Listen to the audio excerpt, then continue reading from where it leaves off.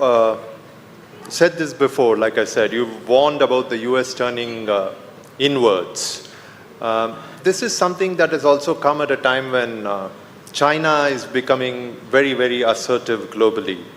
Will an insular US posture affect us in some way? No. Hang on. You use two words, inwards and insular. I think you are somewhat misreading what I am saying. You know, the United States is seeking, President Trump is seeking to reset the terms. That doesn't mean he's turning his back on the world.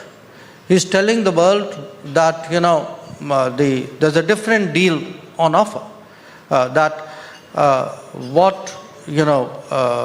Your access to the American economy, your expectation of American resources and activities, the cost to America, all these will change. So I think it's very important, you know, because look, there are debates in America, like in any society. Political debates are always overdrawn because each party wants to portray the other as an extremist. I don't think it's feasible, or it is actually anybody's case, that America would turn its back on the world. What America would say is, there is a world, I mean, if you are the number one power, you have to remain engaged with the world.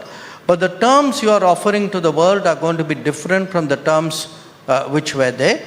And that, I think, is going to be the disruption, because the rest of the world has slid into a habit. You know, some are more habituated because they were closer to America.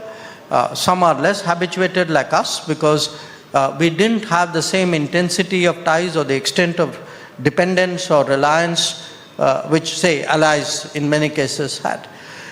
So we are going to see in different domains US take up different kinds of positions, each one of which will have a global impact. And each one of it will be calculated for its global consequences.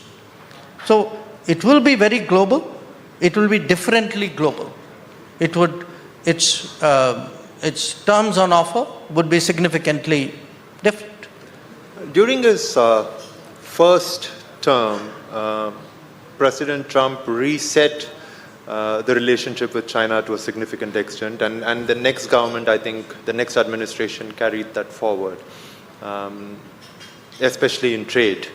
Do you see more of that coming? You know, if you interpret the American political verdict as the electorate's disenchantment or unhappiness with the impact of globalization on them. Obviously, when you speak about globalization, you have to talk about China, because China has been the big beneficiary of 25 years of a certain model of globalization, to which in America the Clinton administration acquiesced in the first place. Now, so if you are saying, I'm not going to let my manufacturing be hollowed out more. If you are going to say, I'm going to have to deal with, competition on a fairer basis. If you are going to say, I'm going to rebuild my industry, obviously each one of these has consequences for US-China. And the dilemma of the US, I should also add, is not unique. I think a lot of other countries face their own versions of that dilemma, including us. You know, a lot of our challenges, whether it is on trade, whether it is on FTA, whether it is on China, are not dissimilar. They're not identical, but they're not dissimilar.